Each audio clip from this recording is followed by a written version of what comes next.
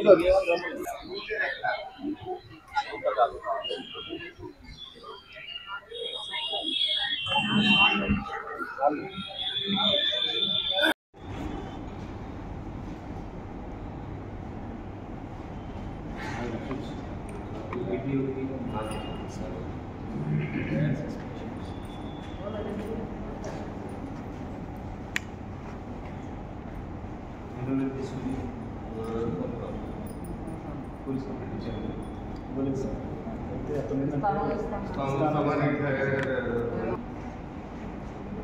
ఇంటికాడికి వెళ్తేమో అతను అగ్రిమెంట్ రాయించాడు సార్. క్యాష్ ఇచ్చాడు సార్.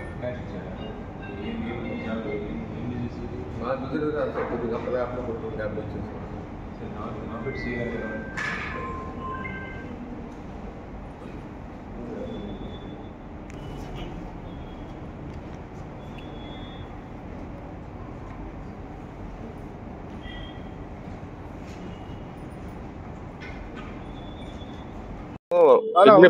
నాయబ్ రసూల్ అని నేను కిడ్నీ పేషెంట్ని. అతను డబ్బులు తీసుకొని కిడ్నీ వేపియాలంటే డబ్బులు ఇవ్వడం లేదు. అందుకు మోసం చేశారు. నా దగ్గర తీసుకున్నారు. నేను 2 సంవత్సరాల నుంచి చికిత్స పొందుతున్నాను. హాస్పిటల్ పేరు చెప్పాలనా? రెయిన్బో హాస్పిటల్లో చికిత్స పొందుతున్నాను. ఇక్కడే మా అబ్బాయి దగ్గర ఉంటున్నాను. కాబట్టి నాకు న్యాయం చేయాల్సిందిగా కోరుతున్నాను. కిడ్నీ వేపించుకోవడానికి చందు రఘు. ఏం చేస్తాడు అతను? జాగ్రత్త ఇట్లా ఎన్టీఆర్ నగర్ 2 సంవత్సరాలు అవుతుంది సార్. కిడ్నీకి వేపిస్తానని తీసుకున్నాడు సార్. ఇంకేం చెప్పలేదు సార్. ఎవరి ద్వారా వేపిస్తానని చెప్పారు? ఎవరి ద్వారా అంటే అది ఏం చెప్పలేదు సార్. డబ్బులు అడిగితే ఏం చెప్పలేదు సార్. ఒకసారి హాస్పిటల్ కూడా వచ్చారు సార్. అతను నాకు ట్రీట్మెంట్ జరుగుతున్నాక హాస్పిటల్ కూడా వచ్చారు, చూశారు. కాకపోతే డబ్బులు 1 రూపాయి కూడా ఇవ్వలేదు సార్. నాకు డబ్బులు ఇప్పించి న్యాయం కావాలి సార్. నా ఆరోగ్య పరిస్థితి డయాలసిస్ జరుగుతుంది సార్. నా దగ్గర ట్రీట్మెంట్ కూడా డబ్బులు లేవు. అతను మోసం చేశాడు. నాకు డబ్బులు ఇప్పాల్సిందిగా కోరుతున్నాను.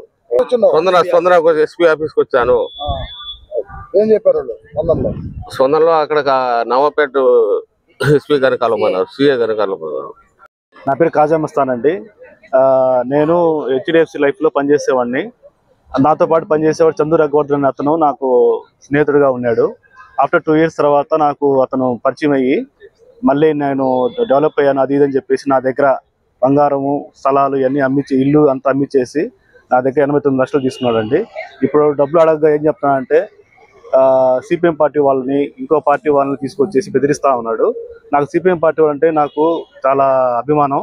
కానీ వాళ్ళు ఎందుకు చీటర్స్ని సపోర్ట్ చేసి మాలాంటి వ్యక్తుల్ని ఇబ్బంది పెడుతున్నారంటే అంత ఇబ్బంది పెడుతున్నారు.